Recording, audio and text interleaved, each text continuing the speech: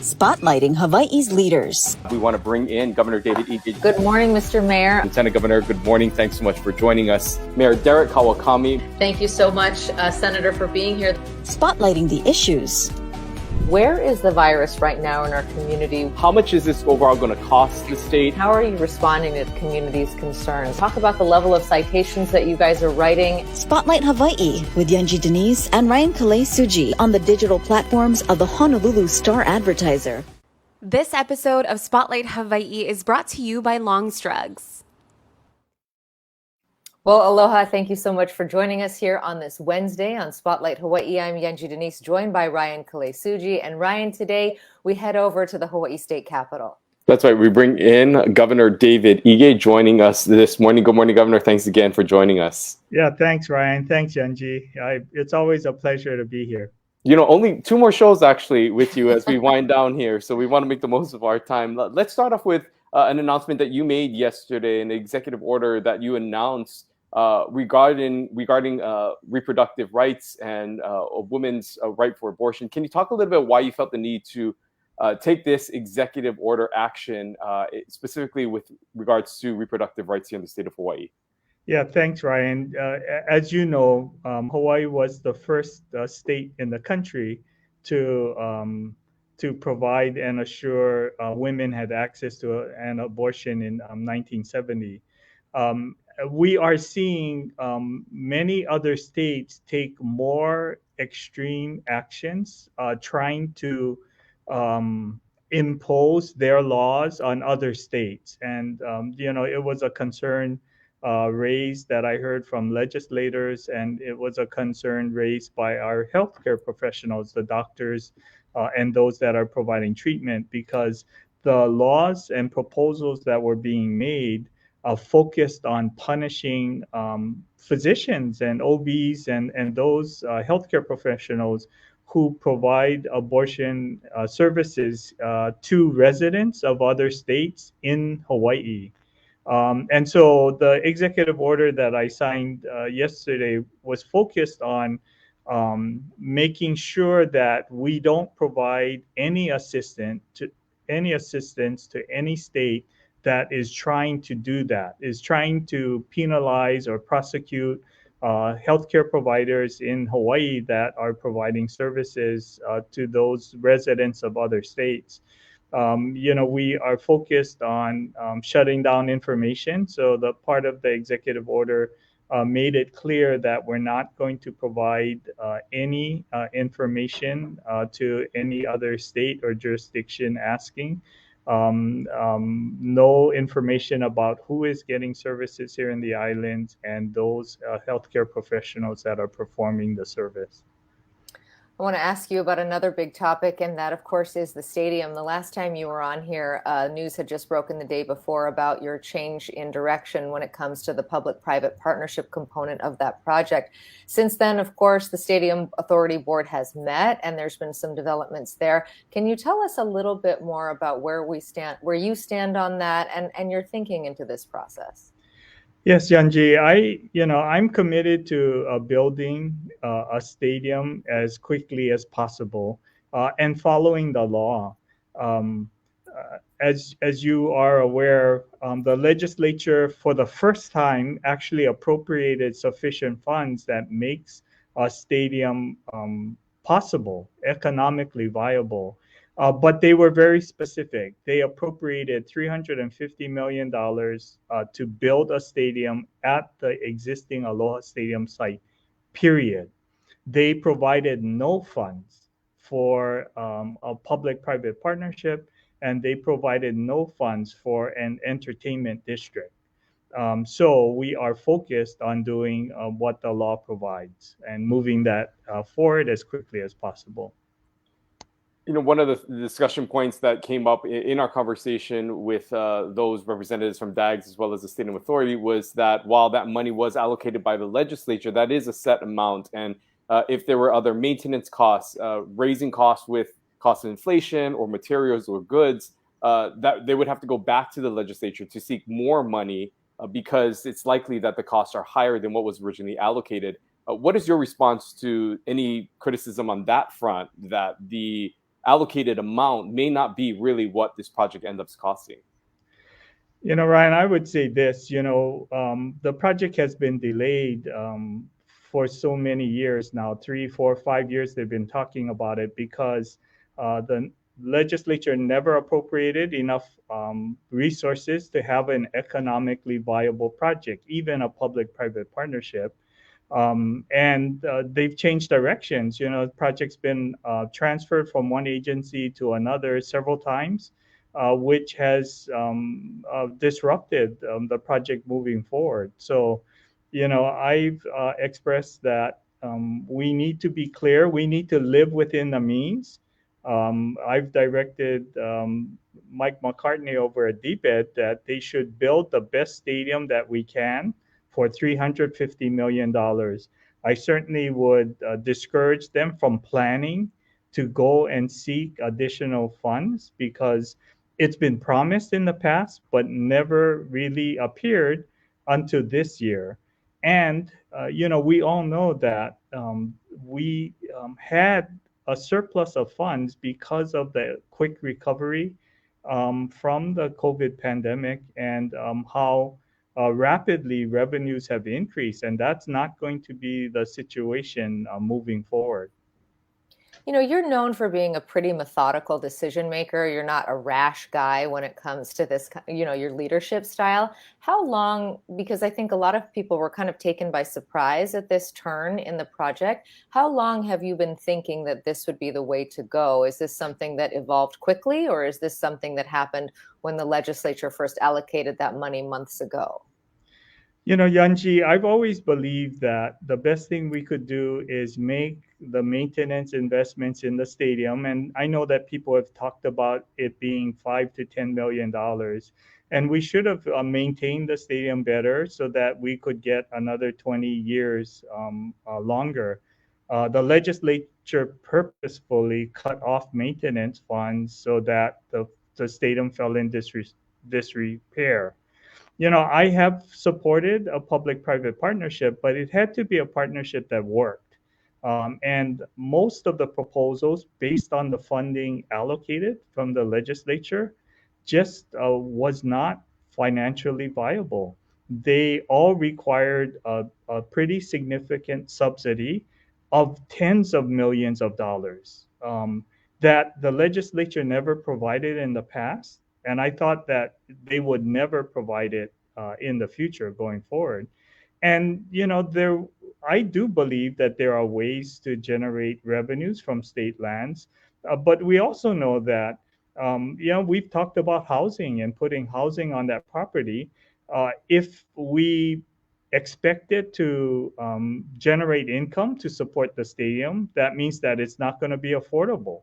That means it's going to be market priced.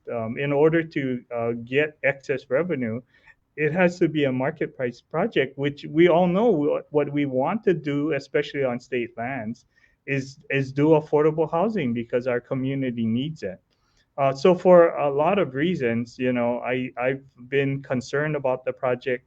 I've recognized that there are challenges, and right now, the current law is the best opportunity to build a new stadium at the Aloha Stadium site. One of the other pieces of this conversation is the involvement of the University of Hawaii. We know that you've met with and talked with some of the UH officials there. Where do you see them, in this role? Of course, they are a tenant of the stadium with the University of Hawaii men's the football team playing within Aloha Stadium. But beyond that, do you see an expanded role or the involvement of the University of Hawaii in this process of developing this new stadium? Yeah, Brian, I do think that the university is the most important tenant of Aloha Stadium. The sports and football is important to our community. I do understand that. And so we have been engaging them. They've been more involved in discussions just because I do believe that as we move forward, we want to make sure that the stadium built will serve the needs of the university. And as you know, Ryan, one of the concerns that they've always had is that they don't share in the revenues off of advertising and concessions and parking. And those things have made it really difficult for them to have a viable athletics program. And so we definitely want to make sure that they're involved, that the stadium meets the needs of continuing as an NCAA Division I football program. And we want to make sure that the economics of use of stadium and what the university would be required to pay can be accommodated within the project, and that at the end of the day, when we complete this stadium, it will meet the needs of the university. I want to move on to another executive order that could be possible. We saw the power yesterday in what you did when it comes to reproductive rights. President Biden made news, of course, recently encouraging governors to pardon marijuana possession charges as they did on the federal level. Is that something that you are intending to do before you leave office? Yanji, we are looking at the president's actions and really trying to identify what we would need to do to implement the president's announcement. In discussing it with the judiciary and the parole board, we don't believe there's many that are incarcerated simply on a marijuana charge. It's very rare that someone would be prosecuted simply for marijuana. Oftentimes the marijuana charge is in addition to theft or terroristic threatening or other kinds of activities. So we'll continue to go through and work with the judiciary and other partners, try and identify those that might meet the requirements of president's action, and then really work through what would be required to execute it in the way that the president talks about. Another issue that you continue to manage through is that of Red Hill. I'm wondering if you can share any conversations or insights that you've had with Admiral Wade since being appointed into that position to lead this defueling effort, and where we stand right now on the problem that is Red Hill. Yeah, Ryan, I did have the opportunity to meet with Admiral Wade. I do know that Libby Char and Kathy Ho have also met with him. And I really stressed with the Admiral that we want to be able to implement the fixes to the facility as quickly as possible so that we can defuel as quickly as possible. So the Admiral is committed to doing that. He seems to be well resourced. I know that he's in the process of identifying and hiring the people that he would need. They made the Secretary of Defense has made a commitment, and the Congress has funded more than $1 billion to defuel Red Hill. And so, I think we're working together to implement the corrections as quickly as possible, and then work to defuel the facility and decommission as quickly as possible. I know we're hopping from topic to topic, but we always have a lot to cover when you're here. I want to ask you about the Abreu decision. When you were on with us before, you said that you didn't think a special session would be likely. Since then, we did speak to Prosecutor Steve Alm, who, along with all the county prosecutors, is saying that the legislature needs to remedy the central loophole that decision allowed for. What are your thoughts on this? And his contention is that there are dangerous criminals who will be released because of this if lawmakers don't act fast. And he said that he personally has called every member of the legislature. I would imagine that he's called your office too. What's your thinking on the time we have to wait now for the legislature to come back if we're not going to have a special session? Yes, Yanji, I have been speaking with the legislature, and the first step is really getting consensus on a bill that both the House and Senate can agree on. And although I know that I've heard and read that it's a simple fix, I have not seen the simple fix that everyone has consensus on. So, I mean, I do think that it would be helpful for the prosecutors to convene those interested in the issue and try and arrive at consensus. If they can, then that'll really facilitate the legislature. Right now they're meeting with the various stakeholders. They haven't been able to find consensus. There's different ideas about how to fix the law. And so until there's consensus, it really doesn't make any sense to talk about a special session. Want to now move on to tourism. Japan has opened its doors once again, allowing people to visit, but also for making it easier for Japanese residents to potentially come to Hawaii, something they haven't been able to do for the past 3 years. What has your conversation been like with tourism officials on marketing back to the Japanese market? And what do you anticipate to see now that this border, so to speak, is open once again? And we're allowed to see these Japanese visitors who are such a big part of the economic engine of tourism. Yeah, thanks for that question, Ryan. It was great news, right? Beginning October 11th, all of the restrictions were dropped for international travelers into Japan and for Japanese citizens to travel outside of Japan. So it's exciting. I've talked with the airlines, and they've definitely seen an increase in those going to Japan. I know that I've talked with many residents here, and they are planning their trips to Japan. So I've talked with all of our travel partners from Japan about the notion that I think travel from Hawaii and the US in general can really help with economic recovery in Japan. Ryan, in terms of attracting Japanese to Hawaii, Hawaii is still the number one destination that they want to come to. That's pretty clear from all the survey and all the discussions that we've had.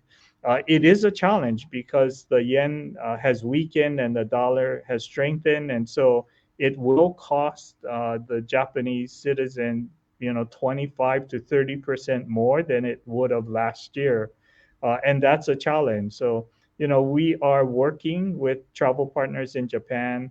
Right now, HTA has a bid process for Japan, so that marketing piece of it is in transition at HTA.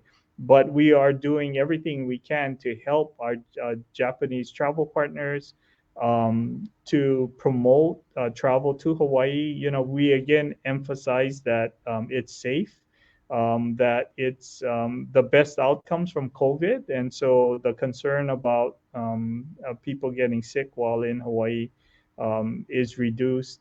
And then we are working on joint promotions and things that we can do together to encourage Japanese citizens to travel to Hawaii.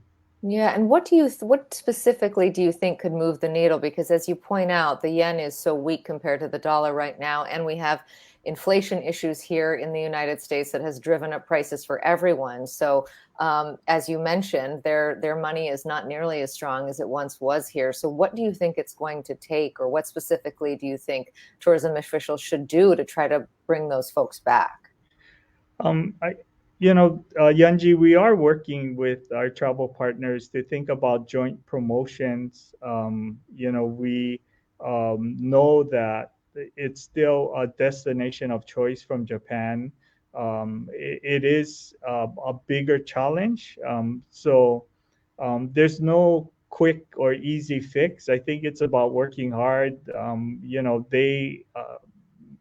Japanese enjoy coming to Hawaii for a variety of reasons.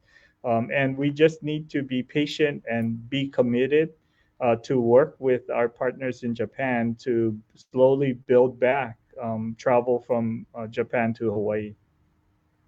This is, of course, an election season, and the election for your office will soon be vacated by someone. Will be occupied, I should say, by someone else.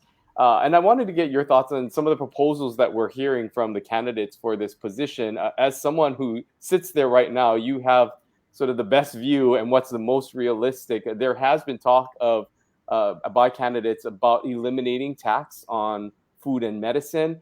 How realistic do you think something like that is, given what you know in this seat, and also as chairman of the Ways and Means and being so intimately knowledgeable of what the budget looks like? When we hear proposals like this, do you think that that is a realistic option for candidates to be putting out there? Ryan, I do think that that whoever is successful with being elected to governor will find out very quickly. I was in San Francisco last week presenting to Moody's and Standard and Poor as part of our rating review. We continue to stress people don't realize how um, strong our general excise tax is in terms of being recession proof. And really, the entire economy is transitioning to more contracts rather than employees, and a number of things that we continue to tax and see revenues from without any changes to our existing law. So when we compare the general excise tax to a sales tax all across the country, and most of those sales tax have provided exemptions for food and a wide range of things, the other states are envious of our general excise tax. And so, it's still 4%. It's the lowest in the country. It's been the same since 1960. It generates revenue during tough economic times as well as good economic times. And it clearly is better because we don't have exemptions to economic activity. So I think that it's easy to say as a candidate that that's a good thing to do. I think those in the legislature also realize that as you chip away at the general excise tax, where does it end? There's always a lot of things that people think we shouldn't tax, and as you begin to exempt them, then the excise tax becomes less and less efficient, and then you end up raising taxes someplace else. Another similar question. This one comes from Heidi. Can you ask Governor Ige his thoughts on the green fee for entrance to Hawaii? This is another idea that's floated by candidates to charge people for entrance into Hawaii to kind of limit their impact on the state and having a source of revenue for, green initiatives and whatnot. What are your thoughts on that? Yanji, I think that, and other nations have implemented a green fee. We are challenged because our airports, we're not allowed to assess any fee that doesn't go directly back to the airports. And in many instances, the easiest, most simple way to implement a green fee is really to collect it upon entry. And so that's been the challenge. How would you structure something like that? I think that, and we already generate a lot of revenue from travelers, right? The TAT is forecasted to be generate more than $1 billion in revenues in the next 10 years. And so I've always advocated that we should dedicate part of the TAT to parks, to emergency response, to those kinds of things that we would want and apply the green fee to, so that we can collect it in a way that makes sense. Applying it elsewhere is the challenge. Where would you assess it? How would you collect it in a simple way? Before we let you go, I want to just kind of jump back to Aloha Stadium really quickly, and just a last follow up on that. What do you think the timeline looks like right now, given what you want to present, this option? What would be the best case scenario moving forward to get this done as quickly as possible, and a potential timeline of how to make that happen? Yeah, Ryan, one of the things that we're trying to do right now is look at, as you know, the RFP has been in process. Obviously, it was for a design, build, finance, and maintain RFP. So it wouldn't be directly applicable, but we're looking at the work done to define the physical aspects of a stadium and how well defined that is. we're hopeful that we can use a lot of the work that was done, at least for that, about, the seats and other requirements of the stadium itself. If it is, then, we hope to be able to accelerate the procurement process and the process in general. Um, I just think it's premature to try and set out a timetable until we can get that assessment done, until we can put together a team to execute the project, and they have a chance to really look at the work done previously and figure out exactly what we can reuse and what we would have to build from scratch. And before we let you go, we always like to ask a little bit of a reflective question to you in these final interviews with you. I'm interested to know what your best advice is going to be for the person who comes in. I know traditionally, at the White House, the outgoing president leaves a letter for the incoming president. Will there be a similar handoff in your case? And what would you, if you do write a letter like that, what would you put in it? Yanji, I think that Hawaii is just a very, very special place. And, as we see the turmoil that other communities are undergoing, I am just so thankful to the people of Hawaii. And, I think that that's the strength of our community, the sense of community that we all have. In so many other states, it's all about me, me, me. What are you gonna do for me? What are you going to deliver for me? In Hawaii, especially during emergencies, it really is about sacrifice and personal sacrifice in order to benefit the community. So I'm hopeful that whoever wins the election will continue the focus on serving the public and putting a priority on the things that can help improve the quality of life for our residents. We've delivered more than 9,400 affordable rentals for those 60% and below median income. So I'm hoping that they continue the programs that we put in place. We're seeing real progress in that area. And it's because the community is cooperative and commitment, and they do understand that what they do as individuals impacts the broader community, and they are willing to make sacrifices as long as it's focused on benefiting the community. All right. Well, Governor Ige, thank you so much for joining us this morning. We have one more interview officially until during your time here in the last 8 years. So we look forward to catching up next month in what will be your final month in office. But look forward to catching up then as well. So thanks so much for joining us. Yeah, aloha. Thank you. Well, Ryan, we talked a lot about the stadium because, of course, that is top of mind for so many. The governor not committing to a timeline at this point for that project, saying they want to see what of the existing work that's been done to map out the plans there can be transferred to what will be a much more restricted project, looking at just building the stadium itself and not focusing on those other partnerships. And again, he explained his deeper thinking as to why he thinks that that is the better route to go at the moment. Yeah, really making his case and not budging a whole lot based on what he believes is the best path forward, saying that, the stadium and those who are in charge of the build of this project need to work with what the legislature allocated, saying that going back to the legislature and asking for more money really is a risk and something that has proven to be unsuccessful in the past.